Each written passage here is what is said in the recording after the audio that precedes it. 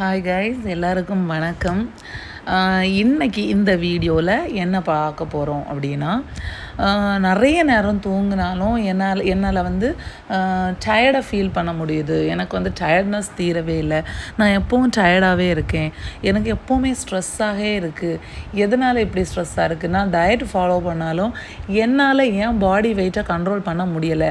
Body weight increase ஆகிட்டே இருக்குது, weight gain ஆகிட்டே இருக்கேன், ஏன் வெயிட் லாஸ் பண்ண முடியலை அப்படின்னுலாம் நினச்சிங்கன்னா அதோட காரணம் என்ன அப்படிங்கிறது தான் இந்த வீடியோவில் பார்க்க போகிறோம். சரியா? இந்த வீடியோ உங்களுக்கு பிடிச்சிருந்தா சப்ஸ்கிரைப் பண்ணுங்கள், லைக் பண்ணுங்கள், ஷேர் பண்ணுங்கள்.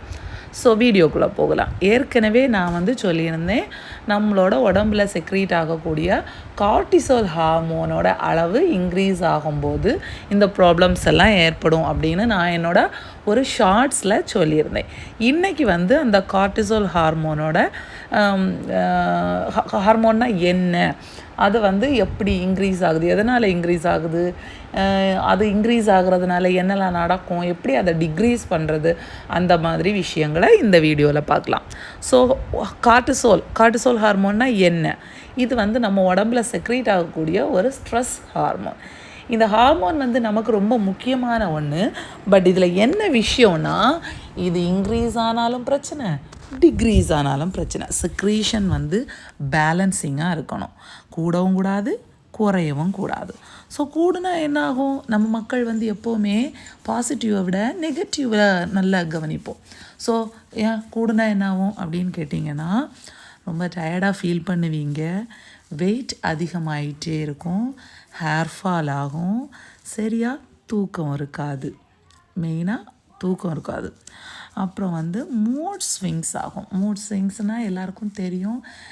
இப்போ ஒரு மாதிரி இருப்போம், கொஞ்சம் நேரம் கழியும்போது இன்னொரு மாதிரி ஆயிடுவோம். டென்ஷன், ஜாலியாக இருக்கிறது மாதிரி இருக்கும், திடீர்னு கோவமாக இருப்போம். இதெல்லாம் தான் மூட் ஸ்விங்ஸ். ஸோ இது எதனால் அதிகமாகுது, அதோட ரீசன்ஸ் ரொம்ப அதிகமாக. நம்ம ஏற்கனவே ஓவர் திங்க் பண்ணி அப்படி இருக்குமோ இப்படி இருக்குமோ ஓவர் திங்க் பண்ணி நம்மளே ஸ்ட்ரெஸ் பண்ணுறதுனாலையும் இந்த ஸ்ட்ரெஸ் ஹார்மோன் லெவல் இன்க்ரீஸ் ஆகும். அதே மாதிரி மொபைல் யூஸ் பண்ணுறதுனால, அன்ஹெல்தி ஃபுட் சாப்பிட்றதுனால, தூங்காமல் இருக்கிறதுனால, நம்ம வந்து விடிய மொபைல் நோண்டிட்டு தூங்காமல் இருப்போம். ஸோ ரெண்டுமே ரீசன் இருக்குது. தூங்காமல் இருக்கிறது, மொபைல் நோண்டுறது எல்லாமே இந்த கார்டிசோல் ஹார்மோனை இன்க்ரீஸ் பண்ண வைக்கும். இதை எப்படி குறைக்கலாம்?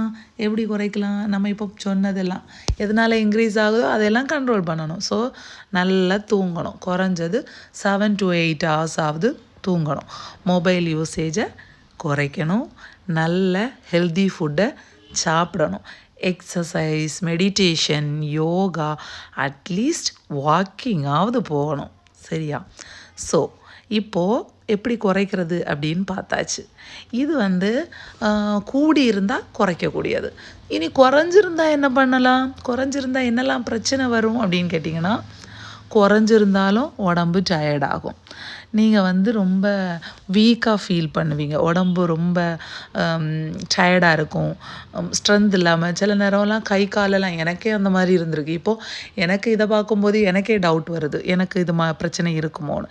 நம்ம சாப்பிட மனசு இருக்காது, ரொம்ப வெயிட் லாஸ் ஆகும். அதுக்கப்புறம் தலை சுத்து, திடீர்னு மயக்கம் வர்றது மாதிரி இருக்கும். இதெல்லாம் வந்து குறையதுனால வரக்கூடியது. வாந்தி, வயிற்றுப்போக்கு இருக்கும், டிப்ரெஷனில் இருப்போம். இதெல்லாம் குறையிறதுனால வரக்கூடிய பிரச்சனை. எல்லாத்துக்குமே சரி பண்ணதுக்கு 2 வழி வந்து, நல்ல மொபைல் யூஸ் பண்ணாமல் நல்லா தூங்கணும், ஹெல்தி ஃபுட்டு சாப்பிடணும். அதே டைம் வந்து எக்ஸசைஸ், வாக்கிங், மெடிடேஷன். நிறைய பேர் வந்து இப்போது வாக்கிங், எக்ஸசைஸ் எல்லாம் பண்ணிட்டு தான் இருக்காங்க. ஸோ அந்த மாதிரி பண்ணினீங்கன்னா கொஞ்சம் கூட உங்களுக்கு ஹெல்த்துக்கு நல்லாயிருக்கும். ஸோ கார்டிசோல் ஹார்மோன் வந்து நம்ம உடம்புக்கு முக்கியம். அது கூடவும் கூடாது, குறையவும் கூடாது, பேலன்சிங்காக கொண்டு போகணும். ஸோ இன்ஃபர்மேஷன் பிடிச்சிருந்தா லைக் பண்ணுங்கள். தேங்க்யூ.